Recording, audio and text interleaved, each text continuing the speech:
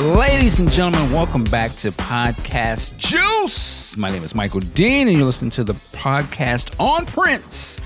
And joining me today is Mr. Antpooh. Sir, how are you? I am doing well. Got lots of leftovers because it's after Thanksgiving. That's right. And trying to be lazy today, but talk about some Prince at the same time. All right, I can feel that.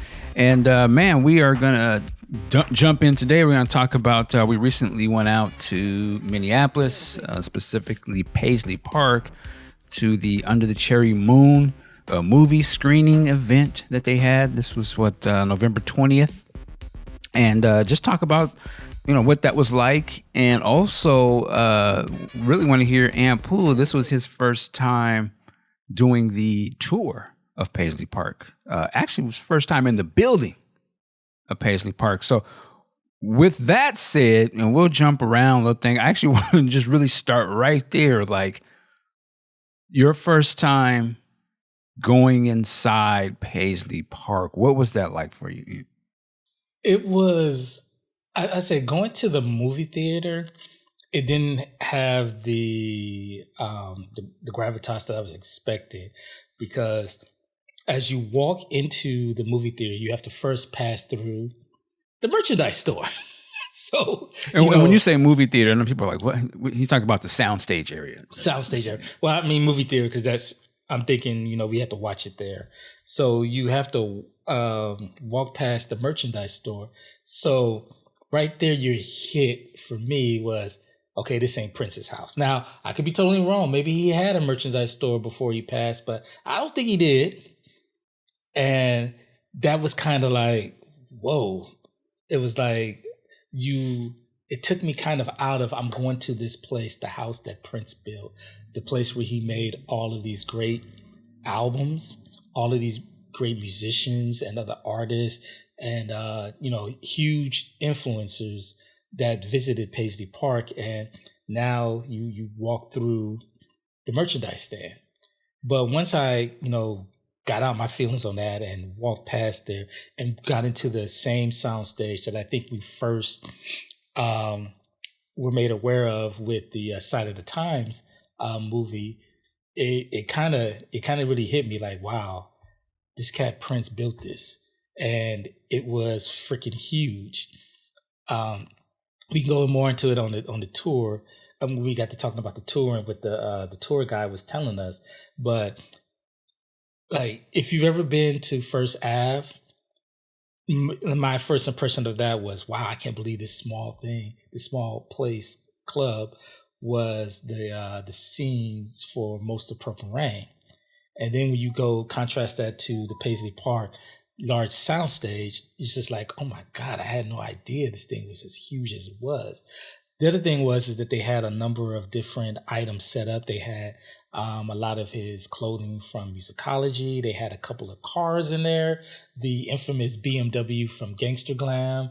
They had a couple of the equipment, as well as two of his suits outfits from Under the Cherry Moon and probably from the parade tour. And you're just seeing it on display and all of the people there. It really was kind of amazing. I ain't gonna lie, I got a little emotional. One, because he's not there, and two, because I can't believe the first time I came into Paisley Park, he was no longer with us. Okay. I've been in there a couple times, but I hadn't been there quite a while. Maybe a year or more. And I want to back it up a little bit. And I appreciate your perspective of what you said about walking through. You said when you saw the merchandise table. I would tell you the very first time that I ever went there, that was the same entrance that I came through when it was the Piano on a Mic show. And honestly, I would assume there was a thing they were selling stuff there. It was just a little smaller area, more over toward the left of that entrance that we came in. But it was the same area that we came in, and we walked into that soundstage. And the only difference is the side where we sat, me and you sat, that was the stage was on that side or where Prince was playing. And it was just chairs. And they had like different risers or chairs up on risers toward the back. But it was essentially the same area.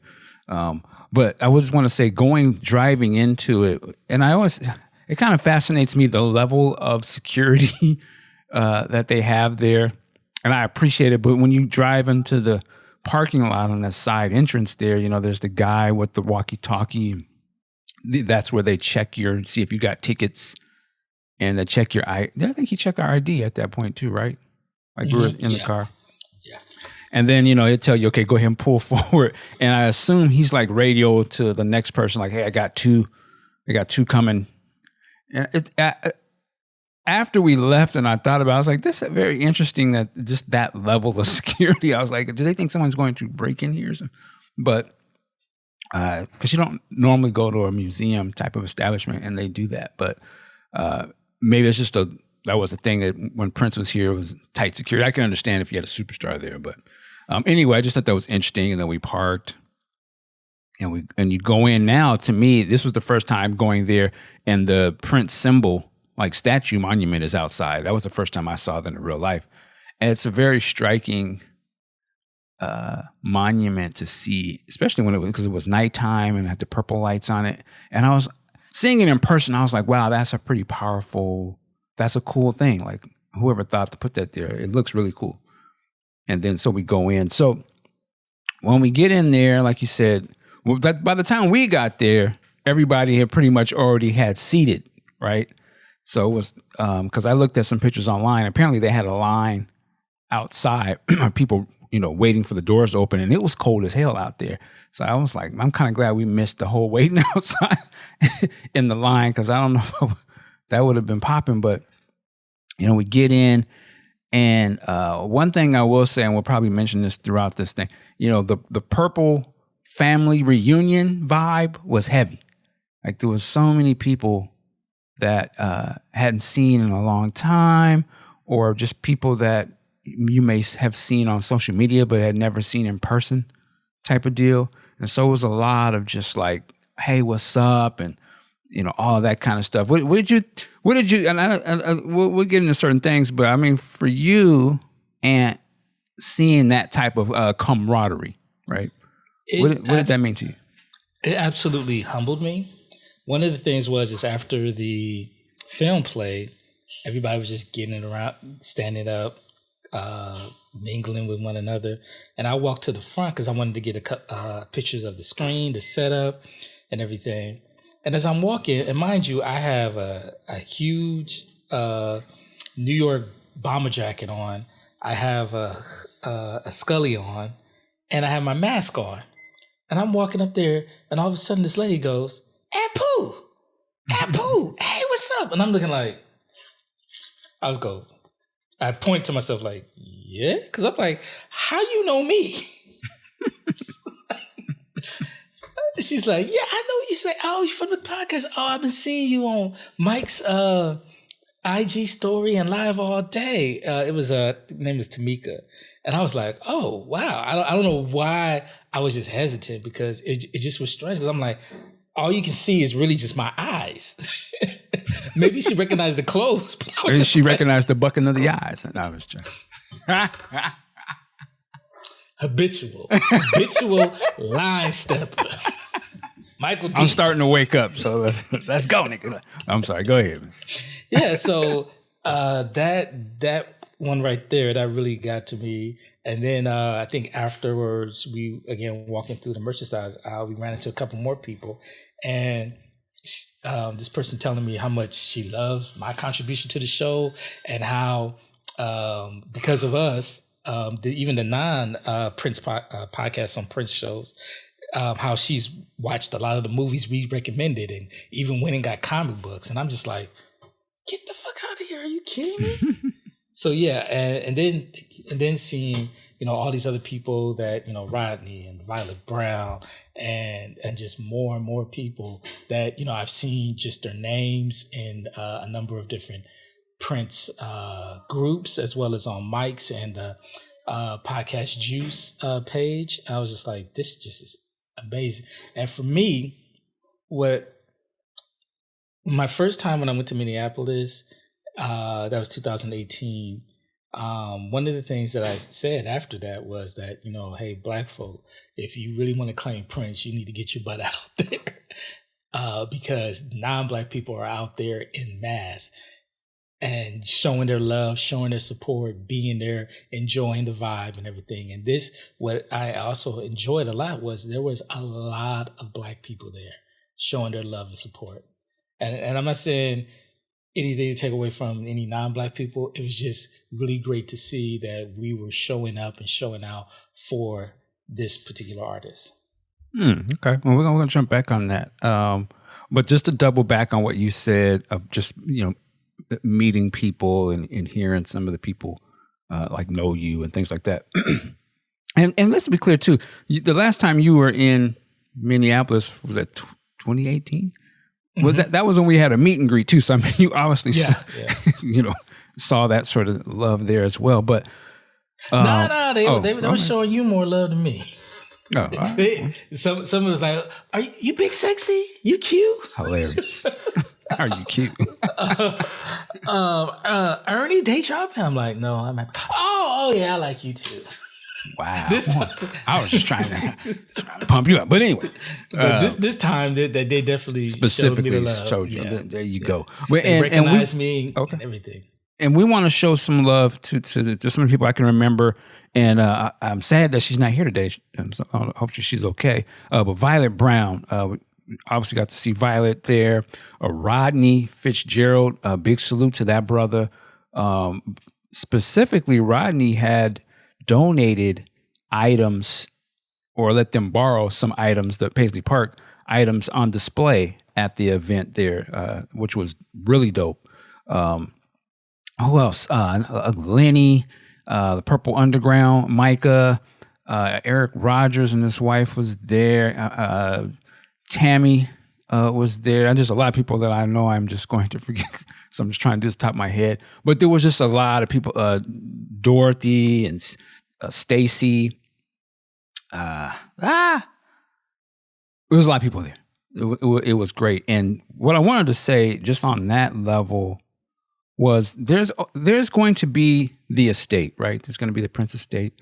There's always going to be the official representation of Prince and that type of thing. But in my opinion, the real sort of like meat and potatoes, the real guts, just the real like fan base, family, whatever you want to call it, are the motherfucking fans. Like the people who came out for this and have always came out for Prince related things.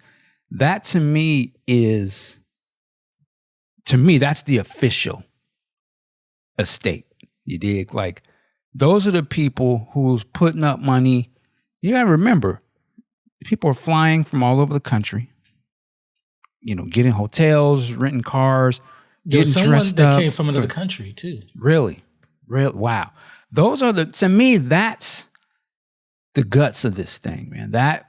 And I think this event, basically they were just showing the movie at Paisley Park, but I think it also fell at the right time where people were just wanting that camaraderie, wanting to be in a shared space about something that they love, Prince. And it felt safe enough, after the COVID thing, to come together and just to connect. You know what I'm saying? Because that to me was just like, this is what I remember why I always like to come here, to Minneapolis, is this.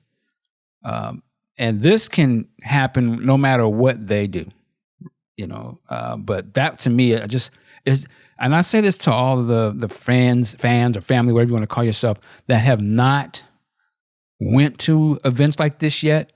Please do. Yes, you got to go to Paisley Park if you've never been there.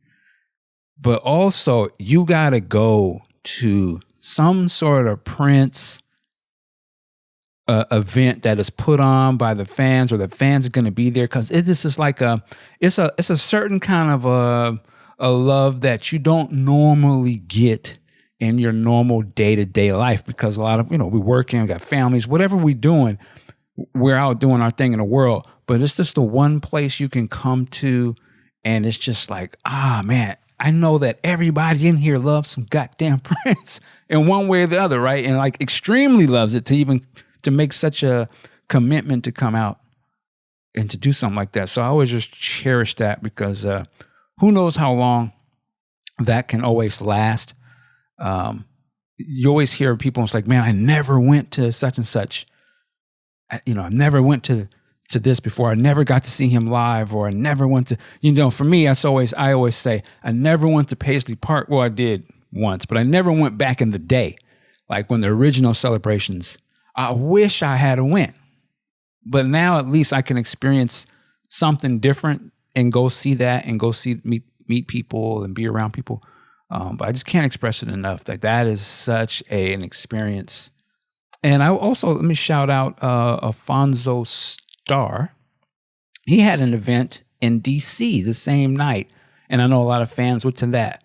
And just looking at some of the reactions from it, that's another thing, was like, that's not some estate plan thing. That's fan base, but it was a love based thing. That's what I'm gonna call it. It was on some love base, and that's something that the Prince community, or whatever you want to call it, man, that's some special shit.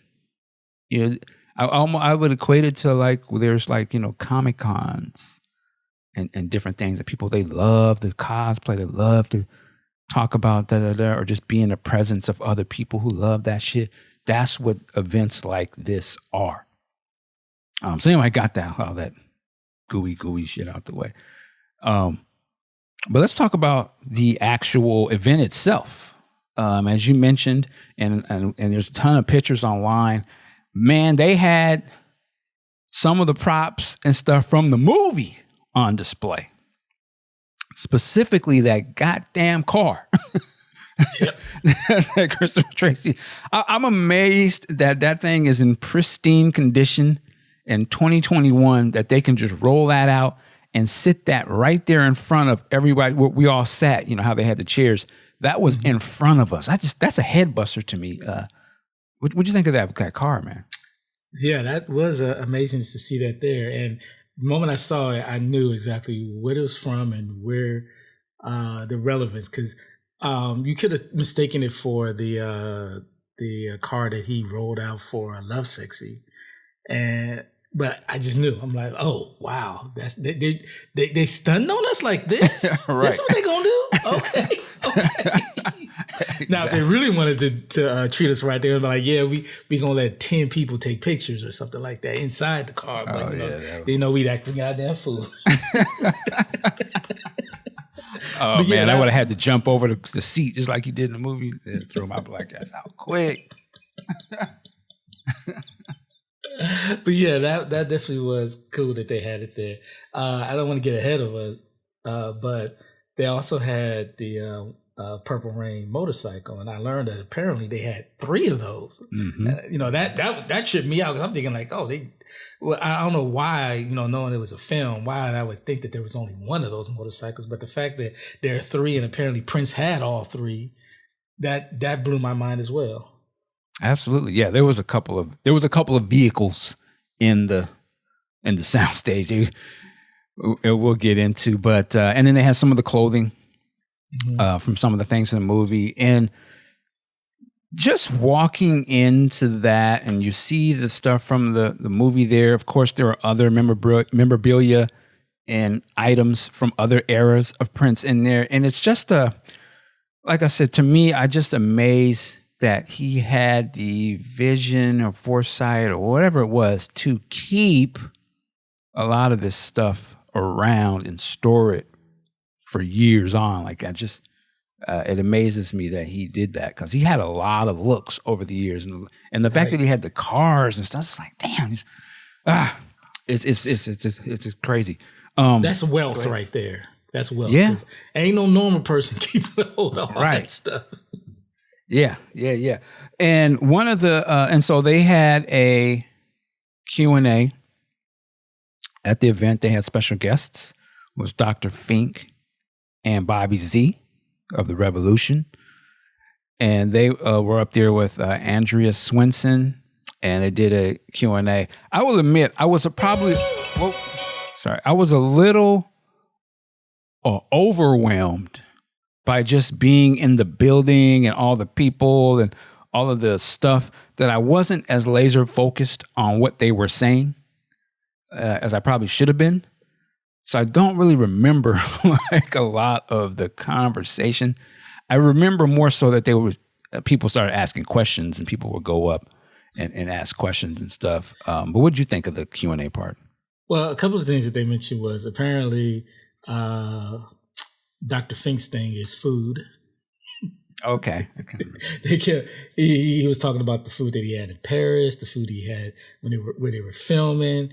Apparently that's his whole big thing, and he spent a lot of time in the hotel because outside of filming the one video for Girls and Boys. I think I'm sorry, I lost train of thought. The other thing that they were talking about was the contest for the screening of Under Cherry Moon. Yes. And it seemed like Bobby Z and Fink were like, whether it was authentic or not, that place was chosen. They were I forget which one said it, but they were intimating that MTV pulled a prank on Prince by selecting that person and flying them out to Wyoming. Interesting. Yeah, I kind of do remember him saying that. He was almost kind of like it was some kind of, it could have been a conspiracy, but then I'm thinking like, but then what's the conspiracy to have it there? Like, who gains from that? But I don't know. But only thing I could think of is remember this is around that time where he ran afoul of the industry people by not being in We Are the World, and maybe they were like, yeah, we gonna show him, we gonna have him premiere his second movie in some podunk town in Wyoming. That's conspiracy, brother. Yeah, that's deep conspiracy. That's the purple tinfoil hats. You know what I mean? We gonna embarrass him because we ain't gonna put him in New York or Los Angeles or Miami where it's popping, where it's gonna be thousands of people. No, we gonna be in Wyoming with like a couple hundred. Yeah. Okay. I don't know why Warner would go for that. That's what I was about to say. You're dealing with big clicked-in corporations, but all right. But yeah, so they did the thing, and let's get into it now because it's we're not gonna front around like we don't see the conversation about it. Of course, Jerome Benton, who was not there, he did get online on social media, and I think he was. I don't have the specifics of what he said in front of me, but he was sort of saying, I've been getting people asking me if I'm coming or something like that, but no, I wasn't invited to that event. And how do I say? At first, no, you know what? At first, I remember him putting that out, and I think it was before the event, and I just kind of assumed, they're gonna work that out.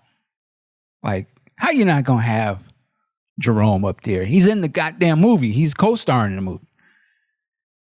So I just didn't really pay it too much attention because I just figured, you know what, man, of course they're gonna work that out. But once Paisley Park released the thing online saying, no, here are the special guests, I was like, whoa, okay, wow. And I believe there was a post by Sheila E. on Twitter when she was, I'm paraphrasing again, when she was kind of like maybe shaking her head. And I think even Apollonia jumped in on the tweet, was kind of like showing disapproval about the situation. And let me say, I'll say this, and you brought up Black people being there in attendance, and there was a lot of people were there in attendance. Here's the thing I will say.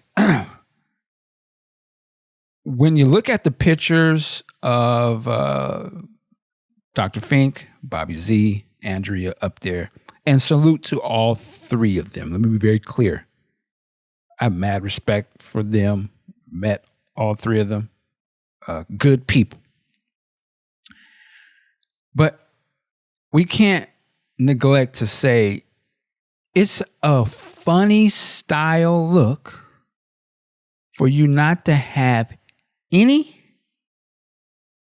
black people on the stage or being a part of this event in the house of Prince. Let me say that again. It's a funny style look for you not to have any black people a part of this event on the front in the house of a black man named Prince. In 2021, that's not a good look. I'm saying that out of love. And in Minneapolis, no less. Exactly. And what Minneapolis has sort of become, George Floyd and all of that, it's not a good look at all. The real side eye I would give, I said I would give, because I'm leaving out hope, that the people that are in charge who are a part of this, I hope they understand that it looks funny style, because they are the ones, for better or worse, who are in control of the narrative. And you can't be up there, and again, I don't know how you don't see the ramifications of this in today's world, how that just it don't play like you want. Like you can't, we're talking about Prince, right? They just released the album called Welcome to America. Did they listen to that? Go to the song. Was it Son of a Slave? Here's how he was getting down. Y'all just put that out to make some money on it. You can't really have a thing where it's a movie about two black dudes that go to France. And then in 2021, you can be up there and you got people who are in the movie alive and well. You got other band members as well, or people of color, black people, and they not a part of it. Fam, as a fellow fan and as a person who's showing you some love, this is not the way. Like it just doesn't, it's not acceptable. We are in 2021. The COVID thing has brought on the emergence of Zoom, and all of this type of technology is normalized now. Everybody's doing it. You mean to tell me they can't have Jerome live from wherever he's at in the world and just had him up on the screen so that he could be a part of it? There's no reason not to have. Now, I don't know the whole situation. Maybe he was asking for money and, hey, and? What would be wrong about asking for money? Is that thing for, we don't work for free. Prince didn't work for free. He preached about get your bag. Yeah, they got a bag. That's what I'm saying. We're talking about Prince. Did you listen to the records and what he was fighting for? So you should be the first ones pushing. That should be the first thing when they sit down at the table and they're thinking about, okay, we're going to do this. And somebody should be like, well, in the spirit of Prince, we've got to get some folks on the stage. Or you can't have, it just doesn't look right, man. I'm sort of repeating myself, but. And to your point, famous, I wouldn't say famous song, but recent song called No One Wins When the Family Feuds, Mr. Jay-Z. So yeah. You, the estate, people, the Prince fandom is already looking at you because they're already saying this isn't what Prince wanted. Prince didn't want his masters, his recording, his likeness in the hands of faceless corporation. That's the narrative out there. So you already are dealing with that image problem. So you're not going to go ahead and we don't know all the particulars, but let's say if it's money related. Is what Jerome asking for not worth the goodwill it would bring to have him there, to have him on that stage, to have all those fans in attendance, those fans, hundreds of thousands, if not millions of Prince fans say, oh, wow, Jerome was there. Oh, that was so cool. Because at the end of the day, when you then turn around and try to push out the Under the Cherry Moon colorized DVD or 4K DVD release, or when you do the Parade remaster, they're going to remember that you did this thing with Under the Cherry Moon, and there's your free publicity. All right. Yeah. I mean, it's where there was other, where's Wally? Where's Brown Mark? Like, there's just there's other people. That's what I'm saying. Like, it just should be somebody there that's like, you know what? Okay, the thing with Jerome ain't gonna work. Okay, we got to make sure there's somebody up here. It is not just, and I hate to have to be able to say it like this, but it's just like, it's so absurd. There should be some black person up here. Because again, to me, I always like, if it was Bruce Springsteen or somebody and they had a thing and they would just kept having, what's my man in Bruce Springsteen's band, the brother of the saxophone, was it Clarence? Sorry, kid. You know who I'm talking about though, right? Yeah. Y'all know. If it was just him speaking all the time, you already know people would be like, where is that? Or if it was, the Beatles, as they in the news right now, they had the documentary, so looked at them, and it was just black people on the stage commenting about the Beatles. Do you think that people would be like, what's going on here? Where's Yoko and John Lennon's son? I just don't understand. Who are these? You have them up there? Don't act like they would be like, huh? First of all, it wouldn't even have ownership of that whole situation. But that's another story. But we're talking about Prince Rogers Nelson. So to me, you're going to have more than just the security guards be black. I'm sorry. Right? It's 2021. We're bigger than the help. And salute to the security people that are doing their job. But stop it. And I'm saying this out of love. Right? We're gonna keep our foot on your neck about that. That it is what it is. And my thing is, if you have a problem with that concept, that's the real conversation, right? Because you shouldn't be. Yeah. If you have a problem with me saying that, that's a whole other conversation. Because I'm not coming here blasting. I'm just saying, in love, man. I'm spending money flying across the country because I want to support my man. Now, I have my issues about where the money's going. That's something else. But at least when you do something and you have it, man, go on and have our people up there. We built this city. He don't put that city on the map. Stop it. True that. Come on, man. Hey, Mike, I'm sorry. Can we take a 2 or 3 minute break? My stomach is tearing up. Hilarious. Yes, we can do that. We'll take a quick break. When we come back, we're gonna play some of the songs that they had previewed for us. So we'll come back in a second. We'll let Antpooh negotiate his stomach in the toilet. 1 second. And never fear, that's why I'm here. If I can hold you and it be clear, everything I tell you is so sincere. No more talking, baby, just come here. Hold on. Yo, Ashley, check it out. Let me talk to you for a second. Let me get in your ear for a minute. See, listen. I said that I like your smile, oh. The way that your eyes light up, I'm gone. I said that I like your smile, oh. The way that your eyes light up, I'm gone. See, see, I mean, I'm just saying, you don't really have nothing to worry about. I mean, you just look in the mirror.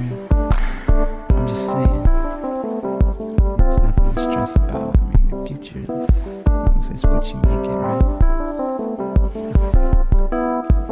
I don't know. I don't usually do this, but I don't know. There's something about your smile, oh. The way that your eyes light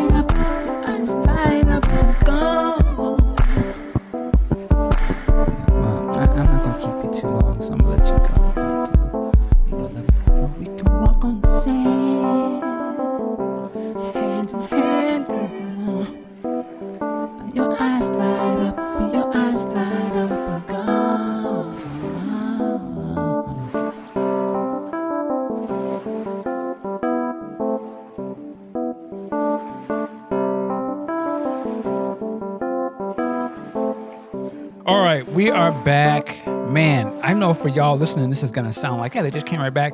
It was what, 2 or 3 hours later? Yeah. But it is what it is. But we had to finish it up. Antpooh, you feeling better, sir? Yes, I am. Good. Food poisoning / stomach flu ain't no joke. Man, I forgot whatever show something where they go, what's the matter? You got the bubbles? But anyway. It wasn't the bubbles. It was something far worse than that. Oh, wait, you're right. That was on Ice Cube. What's the matter? You're burning or something? Anyway. Right. We don't want to go there.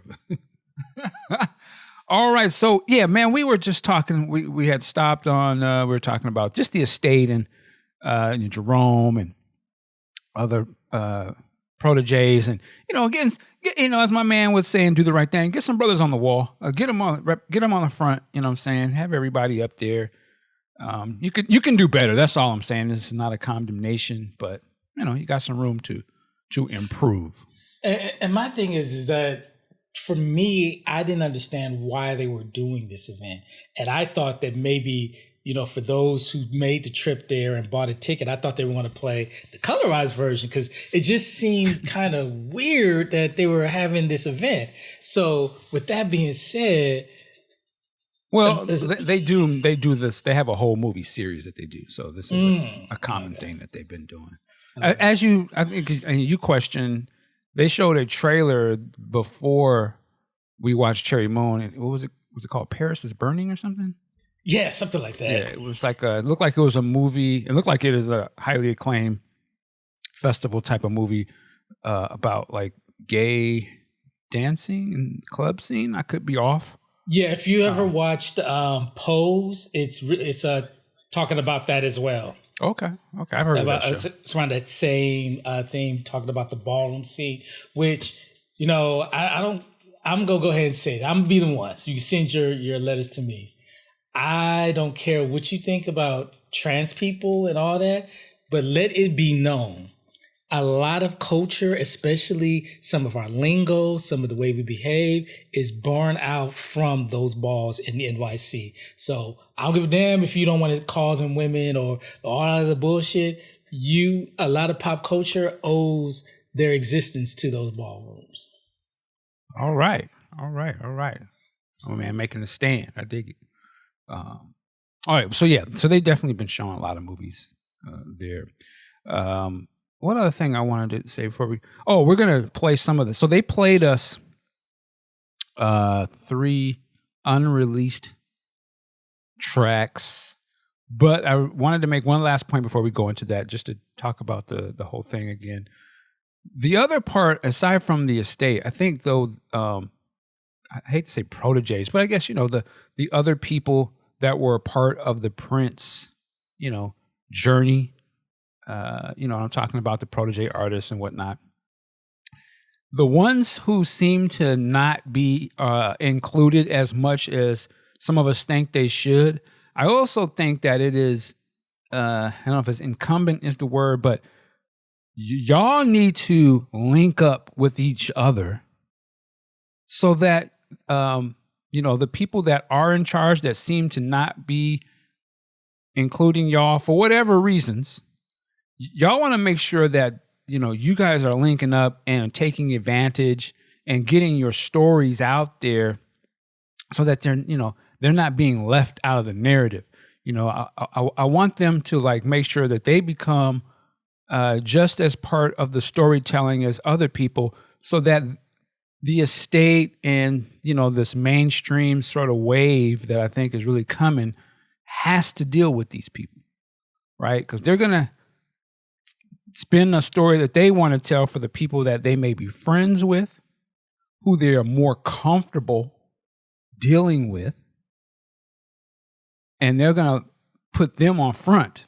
But the people like Jerome, Jill Jones, Apollonia, Sheila E., Wally, the list goes on, Miko and Michael B., a ton of people. They are just as important to the story narrative as well. And they may have legitimate reasons why they don't want to be involved in these things, but for us as fans and in terms of like history, we can not have them be a part of the story.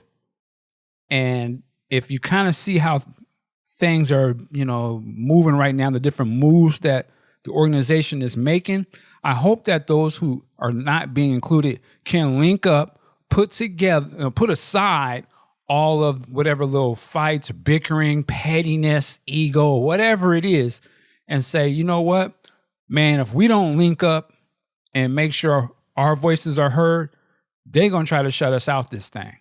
And it'd be a damn shame because of people not getting along with certain people that they allow that to happen. Because I'm going to tell you, just like in any other situation, whether it be business, spiritual, whatever, the people who be in control of the narrative, they're going to deal with their own people.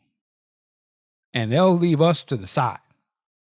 You see that all the time in corporate and different, and they'll tell you to your face that they love you, and they'll mention your name, but no dough, no advancement. A lot of times they'll be like, well, we went ahead and gave that position to such and such. I didn't think you wanted it, or I didn't know. So don't let that happen to y'all, because it'd be a damn shame in 30 years from now, when the narrative is just only about a few band members and not all these other people, that you see them in the footage and doing things, and you just be like, man, I wonder who that guy was. But you never know. That. Well, just, it's this people, or they only deal with these people. Don't let that happen to y'all. I'm telling you, man. Can I add Go something? ahead. Absolutely. And I don't want to get too ahead of ourselves, as we had a really great conversation brunch with Scotty Baldwin. And you said something that I think all of the proteges, the Associated Act, Prince's Inner Circle, probably need to hear and marinate on. They're going to tell your story. Now, do you want to tell your story, or do you want to rely on somebody else to tell your story and the estate to tell your story? Yeah. And the same goes with, podcasts or whatever else. Listen, y'all are the reason why we're, Prince is the reason why we're here. We love that music, and different band members and people are a part of that. But like he said, yeah, make sure you guys can tell your story, man, because, one of the things when we saw that tour, and we'll go into it a little later, but I feel like there was some very great presentation of Prince's story. Like, they showed a video montage thing, and I was watching that. I was like, man, wow. As a fan, hardcore fan, I was watching that like, this is actually pretty good. And it was showing some stuff I had never seen before.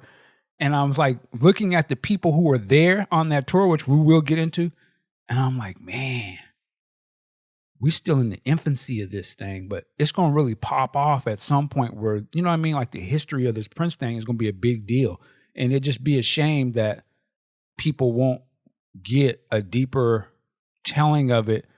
And I just feel like, because again, we're going to see just the same thing we always see. People are just going to click up with the people they feel comfortable with. And if the people that are in charge don't really, they don't really have a relationship with other types of people on a more, personal type of level, other than just to say, oh, you were in this group type of thing, and they don't let you, really get your story told right. Some people's going to get left behind, man. And it's going to be a damn shame. It's going to be a damn shame that it's a Prince thing that, I don't know if you can say we would, but it's going to be allowed to happen like that.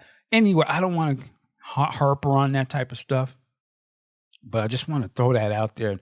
Others can continue the conversation and build on that. But let's get to some great stuff. I want to play a couple of tracks. So during that Q&A, they previewed or played 3 unreleased type of tracks. And as we get into the tracks, I wonder if this is sort of a test of the water, or if we can see that there's going to be a parade special edition release coming down the pike. Because I was like, they don't just have these songs just laying around. Michael Howe, the archivist, I'm sure is every day working on going through all this material.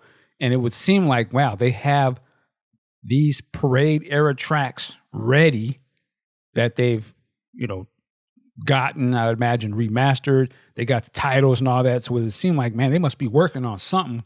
Because because Paisley Park, I don't imagine they just gonna have tracks laying around. They're not in the archives putting in work. That's somebody else. So with all that said, man, let me pull this up in power of editing here. I'll make this a smoother transition than what I'm doing now.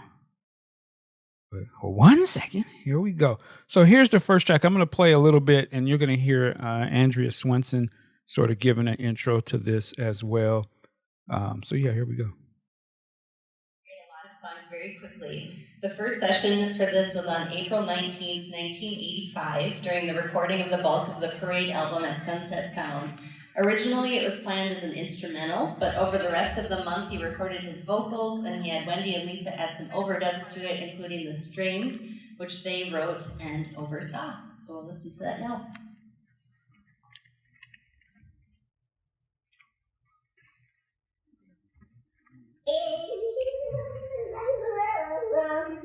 Say it.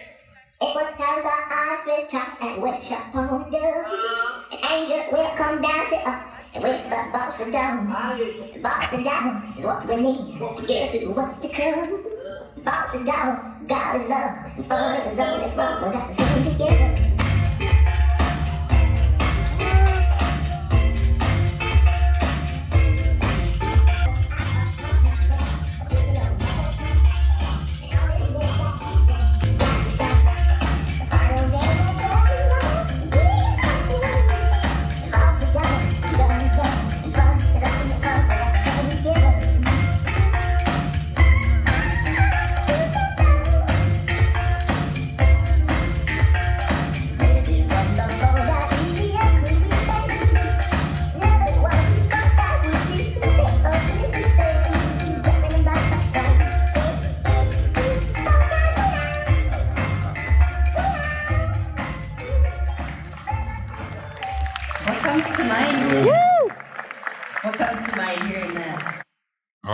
So that was the first one. Love is God, spelled backwards. Kind of has that New Positions kind of feel to it with the steel drums. Man, when they played that, I was tripping. I was like, "Whoa!" I ain't never heard that. I had never heard this one. What'd you think, Ant? First of all, that's just an infectious beat, track, music, whatever you want to call it. You can't help once that music kick in to start tapping your feet on the floor and just vibing side to side. Second of all, I don't know if it was, I remember hearing somebody else saying in the theater that gives them Camille vibes, and that whole album where he's doing the whole voice, distorted voice. But you're mentioning, but I was like, oh yeah, I hear it. But now you're mentioning New Position and you mentioning some of that drum. I'm like, oh, okay, maybe I'm all off for it. It's just all around that same era. But yeah, that's funky. Yeah, absolutely. Yeah, I mean, definitely uses sort of the Camille type voice, sped up voice, but. Man, I need that. Go ahead and put that out. I'm ready for that. No question. And it's just one of those things where it's like, man, I love being surprised. Like I was surprised hearing that. So we're going to keep it moving. We'll play another one. Let's see. Hold on. Yeah. All right. When I want to use my phone, here we go. November 1985 during the same session as Dream Factory and Mountains. Eventually, Prince would create a version with horns, but this take is just Prince at the piano and is much more intimate than the version released on his 1998 CD Crystal Ball. The style of this is very close to what he performed in Under the Cherry Moon.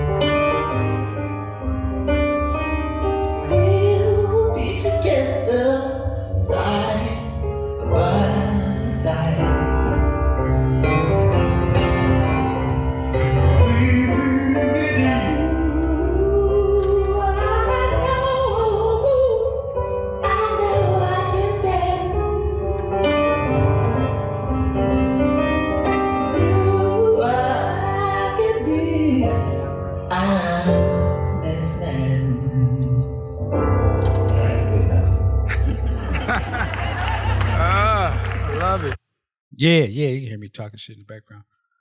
An honest man. Man.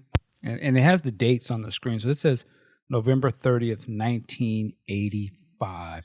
And of course, that music where you hear that song in a different variation is the beginning of the Under the Cherry Moon movie, which I always felt was a travesty that was not on the album.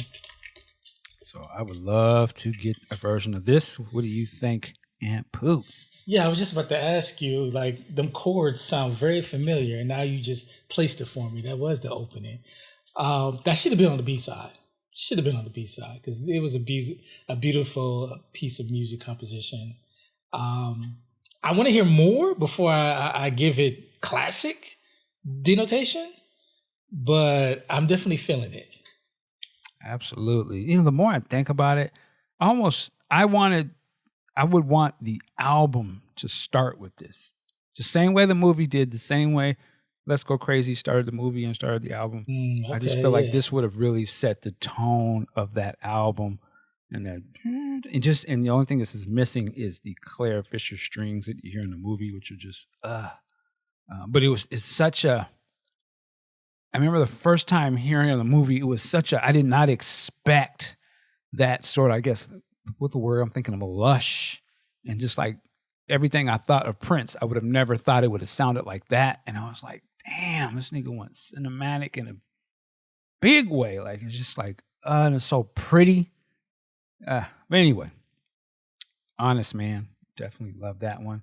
We'll keep it moving. Get to the next one here. Here we go. Try not to cry. This is how it started on April 21st, 1985, with Prince sitting at the console with Wendy, while Lisa was in the studio at the piano. Parts of the song can be traced back to a variation of the track he wrote and recorded before he was signed to Warner Brothers. The way he worked it out with Wendy and Lisa revealed a much more vulnerable take of the track. According to Lisa, Sometimes It Snows in April was really the pinnacle of our relationship with Prince. Lisa says the three of us had kind of a love affair. And when we wrote that song, it was just the three of us sitting together in a room. I had hoped we would follow that trail further and make a whole record like that, but it didn't happen. Hearing this unreleased take of Prince giving the engineer instructions is as close as most of us will ever get to hearing him creating his music in the studio.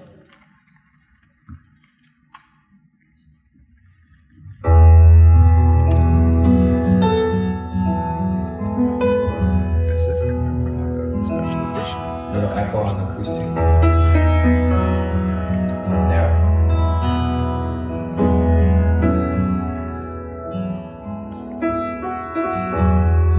It's gonna be alright.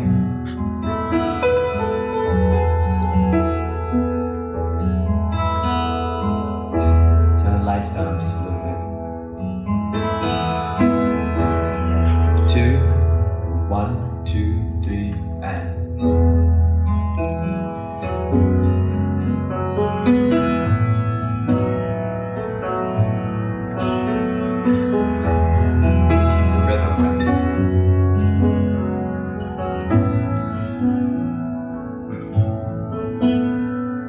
Tracy died just soon after the long fought Civil War. Just after I wiped away the last two.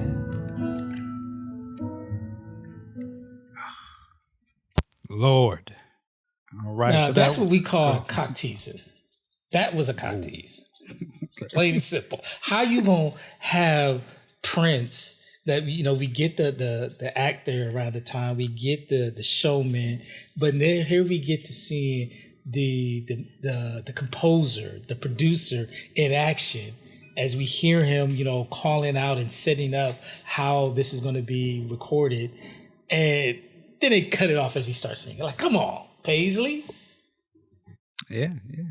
Well, this one it says dated April 21st, 1985. And now she made mention that some of it was based on an earlier recording. And I think when they were talking before I captured it, they made mention that it was from like 79, which is mind boggling to me. That, so this song really was an older piece of work that he was doing. And as you heard it, and as Ant said, I mean, it just sets a vibe. when you first start, you turn the lights down, getting ready, that type of stuff. I love to hear that. It's really intimate sort of listen. Man, beautiful. So if like what you said is a tease, I hope they're teasing that. Yeah, we working on this. This stuff is coming soon.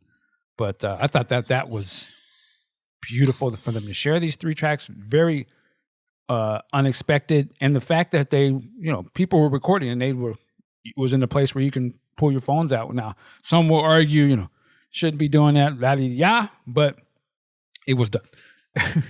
And man, beautiful stuff. And if I can add, when they're doing these remasters, I love what they're doing, finding these songs in the vault and, trying to make a more cohesive and fleshed out album with, we can get a sense of what he was working on around the final sequence albums. But I want them to add some of that stuff in where he's giving directions or talking about adjusting. I could, and I know, the Purple Army is not going to like me doing this, but I'm gonna be me, because I love the Thriller 25th anniversary album and the Bad, and in between these tracks, you're hearing people, Quincy Jones and other people that played on the album, talk about working with Michael and putting these things together and what they thought about certain things. I would love to hear that. If they got Prince talking and producing and composing these songs, I would love to hear that, just to get a sense of how his creative process went. I mean, we get other people telling you these things, and there's just glimpses like in the Prince of Paisley Park documentary where you're seeing him do it. But, if they actually have these tapes of him doing that, I would love to hear that as part of a larger release. All right. And then after that, after we got to experience that, then they started the movie, and that was fun to watch it in Paisley Park. Obviously with people who are very much invested as fans with Prince. One thing I noticed, to me, watching it, the movie went by so fast. I felt like it just was like it went by so quick. No, maybe it's because I was in Prince's house. Like for me, before the movie kind of goes a little downhill after Christopher goes to Mrs. Wellington's house and does that scene. After that, I'm like, the story kind of. But I don't know, maybe it's because I was in his house or the vibe from all these other Prince fans. I was like, this isn't slowing down for me like it normally does. Right. And, it was just kind of shocking to me. Yeah, I think it was just there's the energy of everybody there and where we're at. It was just a special situation, and it was great. I didn't even want it to be over. Low key, I was like, man, I know this is about to be over, but I was like, this is fun. That's what it was for me. It was fun. You know what I mean? Because I ain't gonna lie, when well, I don't know, was it you or was it somebody else that was like that said, why the hell didn't Christopher just go with Tricky and the old girl? Right. Yeah, when they were going to the grotto, he's like, meet me at the grotto. I'm like, and then it was like Tricky, and I was like, how did they get there if old boy was on the boat? And they just showed, damn, Chris, Trick, Chris, please. And then it's just a funny movie. We've commentated this movie, but it's a funny movie. Looking at it, I can see toward the end, I was like, I wonder if they just cut out so much stuff, and it's just like, okay, we got to end this thing. Just push forward real fast, because it makes you kind of like, what's really going on here? But it's a funny movie. I think to me. I guess everybody was expecting Purple Rain 2, and then of course Black and White. I know for me, I was confused as hell. Like, what the hell is Jerome doing with the kid? That again, at the time I was 8 or 9, so that really threw me for a loop. But I mean, if you just take it out of that, it's a really funny movie. It really is. It is. I could see how it could have been even better. Like, I think if they would have just leaned more on the fish out of water, these two brothers acting a fool type of stuff. To me, all of that stuff is golden. And if it had just stayed more toward that, It tried to get a little serious. Like the ending to me doesn't match the tone of the rest of the movie. That's why I make them. Was there like something else going on? And they were locked in, like he has to die. And I was like, But hey, we already know the movie. It is what it is. It was great to see it there. If you got any last things, go ahead. I like the joke that Mary Sherry, not Mary Sherry, what is his name? I keep forgetting. Isaac Sherry. He got ran out of France, and then he sat down and took roots in Beverly Hills under the name Victor Maitland. What is that name from? Beverly Hills Cop. Oh, okay. The same guy. Okay, gotcha. Well, I will he say... He plays them both well. Deviously evil. The way it ends toward the end part is an interesting watch now in 2021. I was just like, okay, y'all gonna shoot that brother. He was just trying to get old girl, but we'll leave that alone. I mean, because part of me was looking like, well, how does he? I mean, I guess Isaac Sherry got pulled because they did establish that. I'm just, how does he say shoot him? And the police like, okay, we're gonna shoot him. Then the other part is that they've been told he was kidnapped and they can perceive him as a threat, but the optics ain't looking right now. Right? Yeah, I mean, the mom went full Karen when he showed up at the airport. She just fainted. Oh, Lord. It's kidnapped my baby. I was like, stop. But anyway, that light skin privilege didn't work for Christopher. No, not at all. So the movie was over, and briefly we ended up. Actually, no, the movie was over. That was a great experience. We ended up all going out to eat, and that was a great experience as well. But I wanted to really go back to the tour. I want to talk about the tour of Paisley Park. Yep. And so I've done the Ultimate Tour, I believe, and a different type of tour, but I hadn't done the tour in years, so it was the first time seeing this type of tour, and then there was the shoes was something new as well. But I want to go with you, man. Like, what was it like for you? So when we finally come in that main entrance, right? Check your vaccination, yep. Check your ID, and we're there with a group of people, and I'm gonna turn it over to you.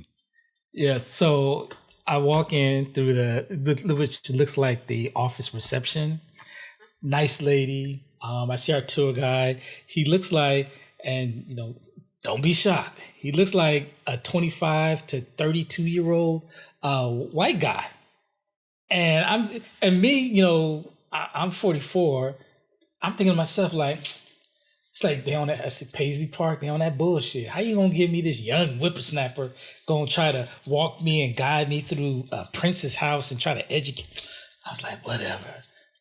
I don't remember our tour guide's name. That's my fault. But salute to that man. He was, not only did he come off very educated, I don't know if it was a script, but I'm gonna give him the benefit of the doubt. Mike had a conversation with him and he said that he became a Prince fan coming to work there. And he was telling me stuff that I had no idea, no clue about. And he was discussing and speaking on these things with a great reverence. He did not come off like he was doing a job. He looked like he was humble, and it was an honor to be in Prince's home and speaking about him and all the different nuances to what makes up Paisley Park.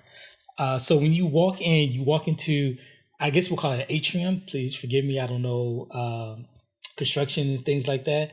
So when you look out, when you get to the center of it, you see this blue sky-like entryway, and you look up and you see that little pyramid type glass ceiling type thing, and of course the sun is shining in. And I just stood there and just gather it all in, like, wow, I'm finally in this place again.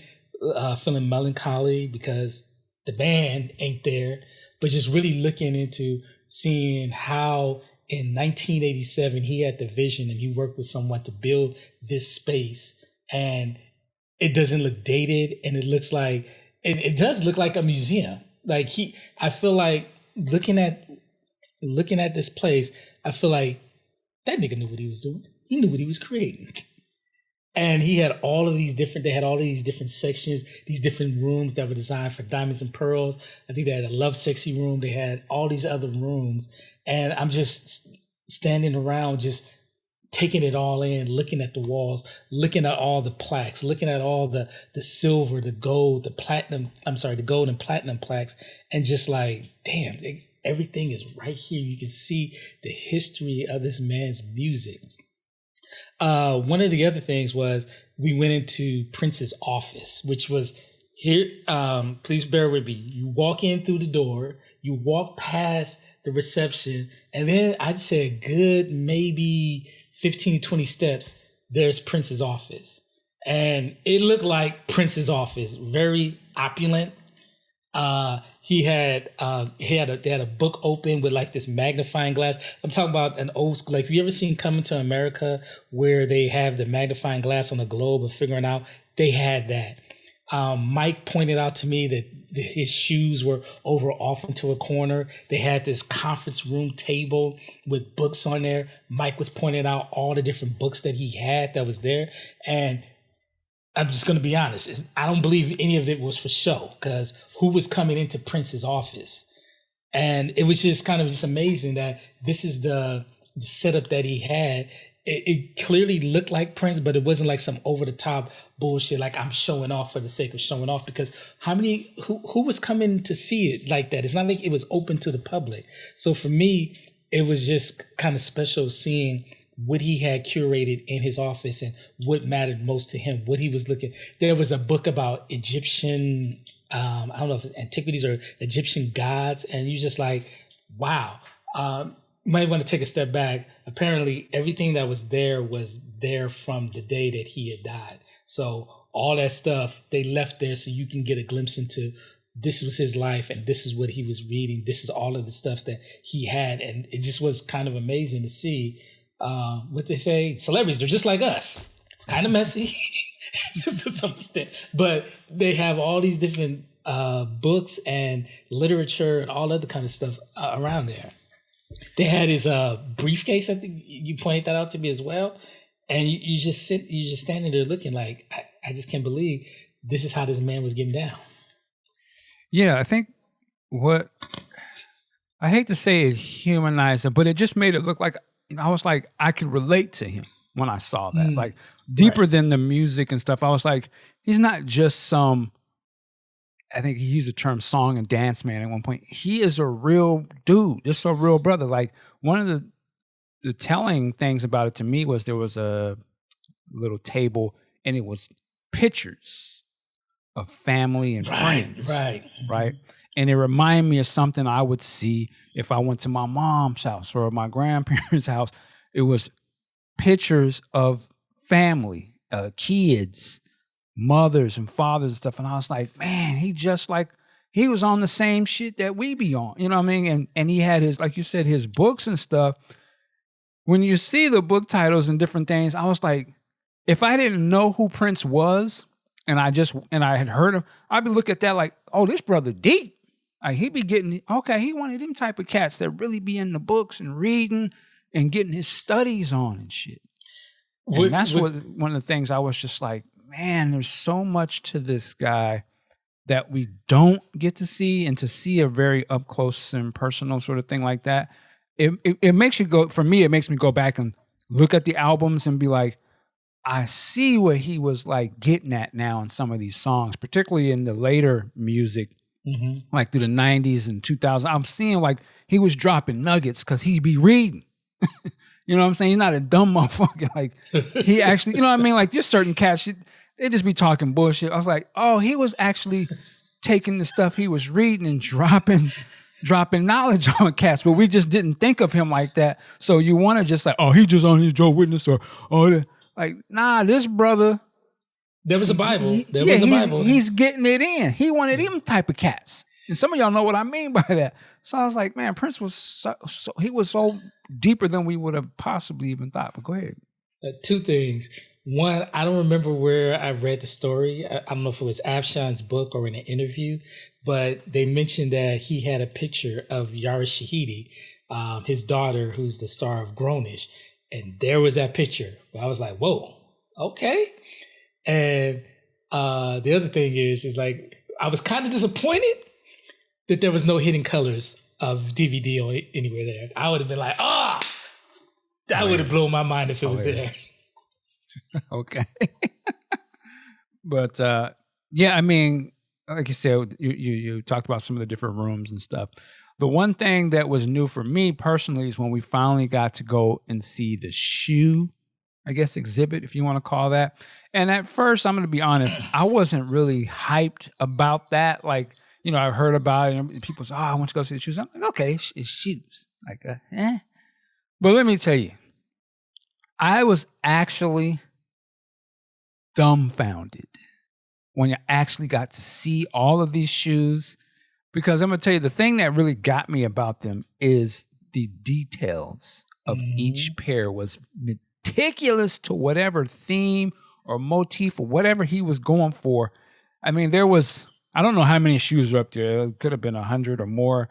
But each one was super detailed differently than the other. And I was looking at that and just like marveling at this. And I'm like, as much as he put into his music and the stage show, he put just as much, if not almost more, maybe, into them goddamn shoes. And I was like, this brother was balling out of control. Like, when we think of cats, when they get rich and they'll splurge, like, oh, they don't get their rims, or, you know, I'm just talking, get the grills and stuff. Prince got the shoe game. He was in a sense a sneakerhead, but he just wasn't into sneakers. He was into, you know, them high heel boots, and he was into customizing them bad boys for every single look, feel, or whatever. And they were all just, I was marveling at. I was like, damn, he has to be a super detailed type of mind to even tell his designers, whoever, okay, I want this on the shoe, do this. And it was a lot of stuff that some of the shoes I remember seeing before, but there's so many little details on the shoes. Like, there's no way that we would have saw those details. Yep. You know what I mean? Like, we couldn't get close to see none of that, but he saw them. And it was important enough for him to like, no, it doesn't matter if anybody's not going to see these, or I'm only going to wear them once. I'm going to treat each one of these as if it is the most important thing ever. And that's what made, there was something that clicked for me when I thought about Prince. And I was like, you know what? These shoes are they're a true testament to the type of mind that he had, even more so than that music, I thought. Because I was just like, no one else would do something like that. You made a point. I think there was one, I don't know if it had Black Lives Matter or Albums Matter. It was something where there was a message on one of these shoes. And I forget what performance it was. And you made a point of saying like, nope, nobody was going to see these shoes. But he made sure to have that on there. Yeah. It just goes into the mindset of him, man. Like, the ones that blew my mind was seeing those Batman shoes. Because he would have, I think it was a red and white two-tone shoe, and at the heel there was the Batman logo. I saw two of those type of shoes, and I'm just looking like, are you kidding me? Yeah, it definitely is worth seeing. I could actually, I don't know how long they'll keep that, but at some point, to me, that would be a book, like a coffee table type book would be Prince's shoes. I'm telling you, because they're so like detailed and exquisite. I was just like, this is, I would have never imagined his shoes was like this. Like, you know, he had shoes and stuff, but I didn't know they were to that level of complexity. And I was just like, I don't know. It was almost like I didn't know what to think. I was like, wow. And like, they matched outfits. Like, right. There's the white suit with the black polka dots that you probably recognize from the Love Sexy tour. He had some white high heel boots, white with black polka dots. If you've seen for those of you on Volume, with that kind of tannish colored suit with the black polka dots. No, it's actually peach. There you go, peach. He had those shoes, and because I kept looking and I saw, and I was like, oh, that's for those of you on Volume. I ain't gonna lie, if you like, people talk about sneakerheads like, oh, those are Jordan 13s, those pennies 95. That's what me and Mike was doing in that whole room. Like, there's the There's those Batman. Oh, there's from the. I think you saw the ones from the Sign of the Times covered with that blue denim outfit that he wore, and we found the shoes that we think matched with that, and that to me was hella dope. We could have probably spent an hour in there trying to figure out which shoes went with outfit. Yeah. I mean, it was fantastic. I will say it was the rack or shelf, whatever they created, this glass thing to display them was fantastic. I was just like, almost felt like you don't get enough time really to really go in. They could have done a whole thing where they pulled some of them out, and I don't want to touch them, but it was just like, I don't know, you want to touch them. It's like you almost want to just like look at them like, God damn. And I think we were talking about like they could sell these, and I would say selling them not even to be worn. I'm sure you could, but I would just love to have a pair and put them on my my pedestal at home next to my statue or something, and be like, yo, these are fucking Prince's shoes. Like this, you know what I mean? Like, and they would just come out with a set every sort of season. Like, these are those such and such shoes, and there's only limited supply. I mean, they were just so that detailed. I thought they were remarkable. And just to give you the scope of how many shoes there were in this display, they went from one end of the room, the display, to the other end of the room. And I'd say the room was 20 by 20? So that was just ridiculous. That's how many shoes he had that they were able to display. And the wall went from the top to the bottom, the full length of the room, of nothing but shoes. Yeah, it definitely was incredible. I wanted to ask you this. What did you think of the makeup of the people that went on the tour? I don't know if anything struck you about that or. Okay, so you got me and Mike. Mike's 40 to 50. I saw a couple of couples, white couples, but the one that tripped me out just a little bit was there was this black couple. They had to be between, I want to say 23 to 28. And they're dressed just like you would expect a 23 to 28 year old. I wish you had a chance to talk to them because I wanted to know where they came from, if they were local or they came in. And they just young cats, boyfriend and girlfriend, just going through all of the rooms at Paisley Park, and I'm just looking at them, and they're like being blown away by all this. And so that's something I really enjoyed seeing these younger people. But for the most part, there were people between the ages, I want to say 35 to maybe even close to 60. Okay, yeah, I was looking at certain people, and I look at how people sort of carry themselves, and there was a couple of younger. To me, they look younger out of younger white guys. And if I would have saw them outside of it, I would have never had pictured them being into Prince. Just being judgmental on appearances. And I thought it was fascinating. I was like, man, these cats. I'm speaking with love. We're commenting. They're looking dusty. And I'm like, but they spent money, good money, to come in here and to see this tour. And we went on a Sunday morning, I believe.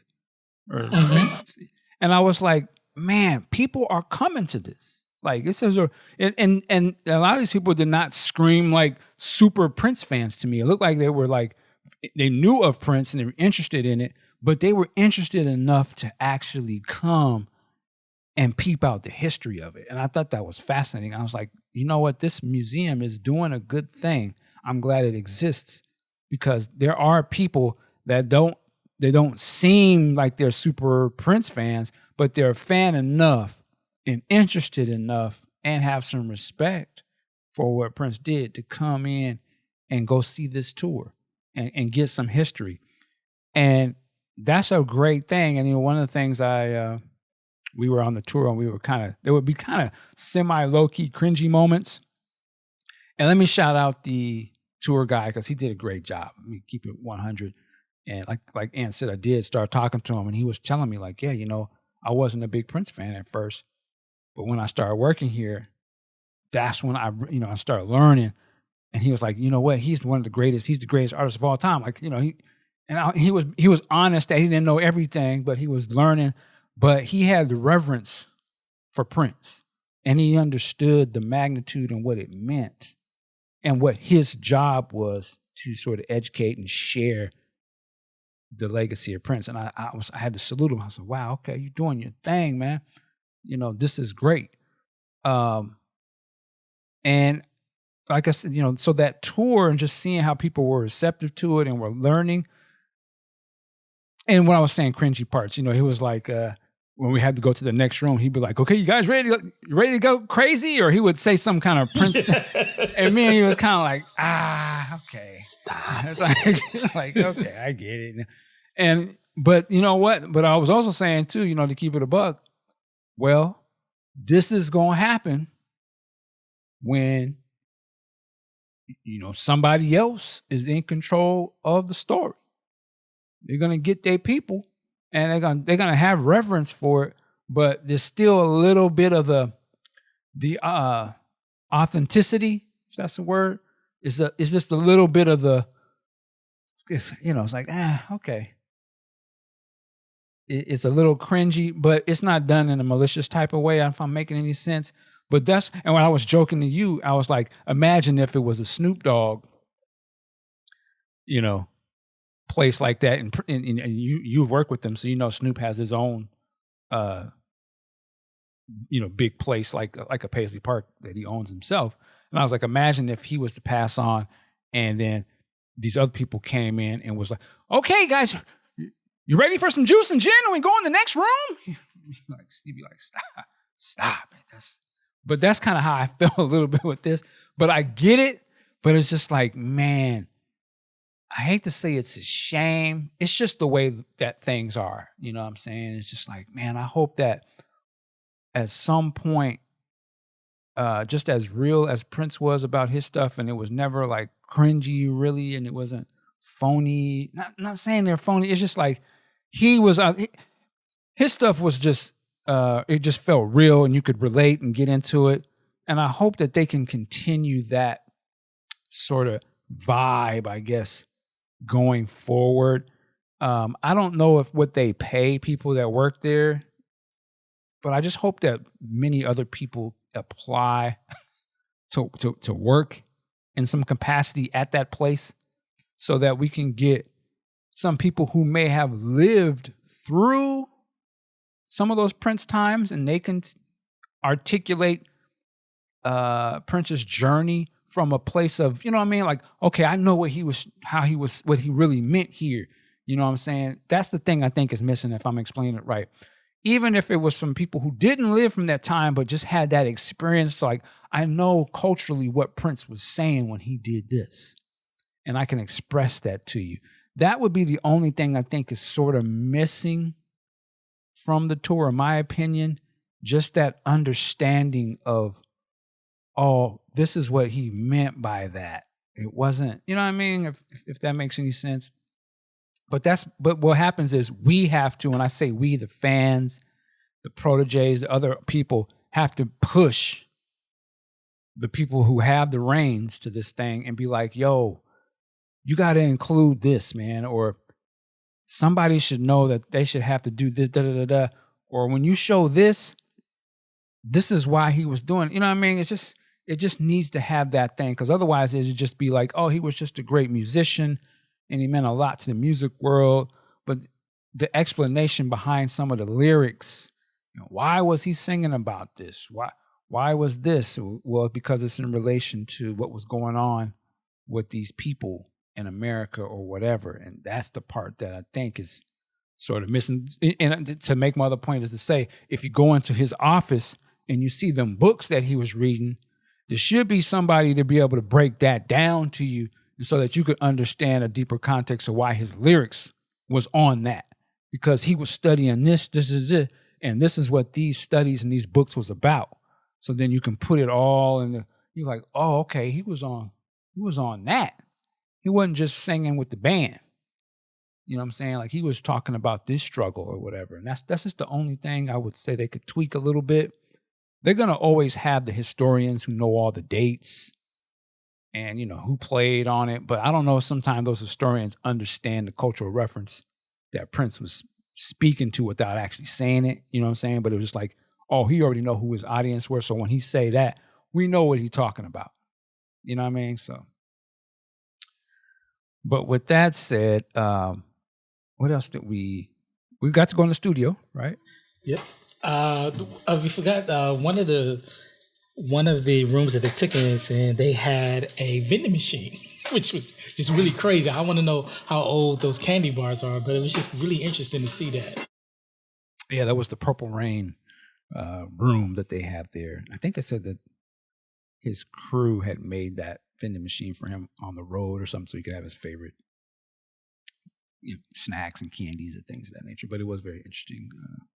There's just a lot of cool memorabilia in there. Yeah, that's going to say that to the least. Any other standouts for you from the tour, Ant? The studio, which was just really interesting. When they took us in the studio, they had the big giant room, and then there was another room behind some glass where it looked like the instruments would be played to mixing to performing the song. And then they telling us that they had other two separate rooms where someone could sing, another person could do brass, and then explained to us that there was a microphone right behind the engineer platform, or whatever you call that. And that's where Prince would be, and he would sing from there while directing all the other musicians. Right. Yeah. He would sit down at the control board and do his vocals. They didn't let us go in there on that particular tour, but you could still see it. You saw the drums and stuff, and they played a little video of Prince talking. I think it was the one it was with him and Larry Graham. They were playing guitar and bass and stuff. Just great stuff for me. Just to walk in there and absorb the vibe, and maybe the spirit of the place, where a lot of the music that you love was made in that room. That's a heavy sort of thing. I think when you take the Ultimate Tour or something, you can really get to sit down in there and they'll like place tracks and isolate some of the instruments so you can really like soak in that vibe. But it's a powerful room for sure. After, I know I'm skipping some stuff, but it sort of ends where you come back into the sound stage and then they have another video presentation thing, and all the lights and everything are synced up to it. I thought that was really well done. That was my first time seeing that.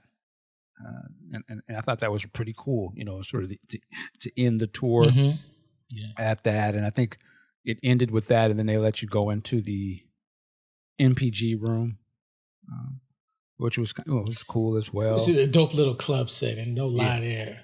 So he can go from performing on stage to getting his little Mac on at one of those little booths. Yeah, and I know a lot of fans, a lot of memories being in that room and seeing shows and doing different things. So it's definitely cool. I think our tour was what? It's hard for me to imagine the time. 30, 40 It was minutes? an hour and a half. And it was an hour and a half? Wow. Yeah, it went by quick, too. Very quick. Yeah, very quick. Yeah, and it was cool. Like I said, it was a cool experience, in my opinion. What did you think overall, just the whole thing for you? I thought absolutely just the grandeur of this entire building is just amazing. Even without a tour, if you could just go on your own, it's just something to behold. But the tour guide that we had did a really great job of explaining just how great he was and how great he was at doing what he did. And then giving the stories behind some of the product, the items that we were seeing, it definitely is a whole lot better than I've heard some people have said about their Paisley Park tours. So for me, it was just a overall win, and I hope they keep getting people that become passionate and feel honored to really tell his life at Paisley Park. Absolutely, man. And with that, I don't know if there's anything else we want to get into. Oh, we tried to go purify ourselves in Lake Minnetonka. Oh, yeah. Yes. So Ant had the great idea, for us to go check out some Prince landmarks, if you call it that. First one we went to was the Purple Rain House, which I had seen before, but I don't think I ever saw it in the daytime, if I'm not mistaken. No, And me so neither. That was cool. And we got out, took some pictures. And if anybody was wondering, Francis L. kept the heat on. It was still warm. Okay. And then we went out to look for the Lake Minnetonka scene location. Yeah, I did a quick Google search, and apparently in this town called Henderson, which is near the lake where they filmed the scenes with Apollonia Prince, I can't think of the word. They put together a mural that's on the one side of the building, as well as they had a statue that was next to this mural, along with a bench where you could go and take pictures, pose, and everything. But first, we went to the mural. Really beautiful, done. There's a image of Prince in a little red Corvette in front of First Ave.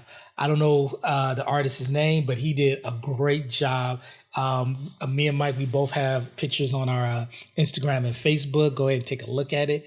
That one blew me away. That he left such a mark on this town because of the filming of Purple Rain, that they actually now have a place for you to go visit and see, the people who had a love for him, that got that put on that side of the building for people to take pictures at. Yes, and then so we went there. We went into the Heart of Henderson gift shop where the statue is located, and they have a little gift shop in there. And it was That's cool. some really great items too. Yeah, some great stuff in there. And we happened to be in there. The guy who actually spearheaded the whole statue came in the store, and we got to chop it up with him. And he gave us. He was.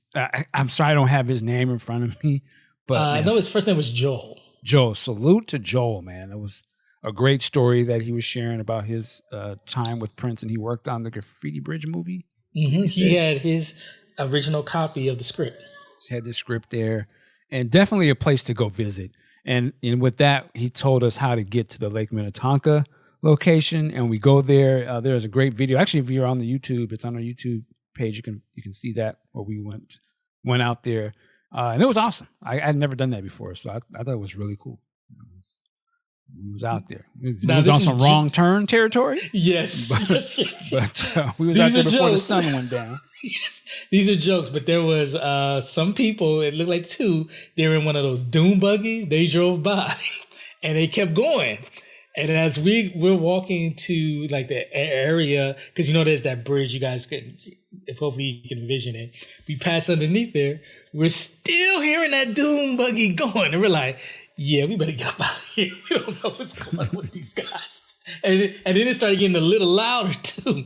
But jokes aside, it was a really fun experience just standing there, knowing that's where they filmed that movie. I dared Mike to go jump in the water. He wouldn't do it.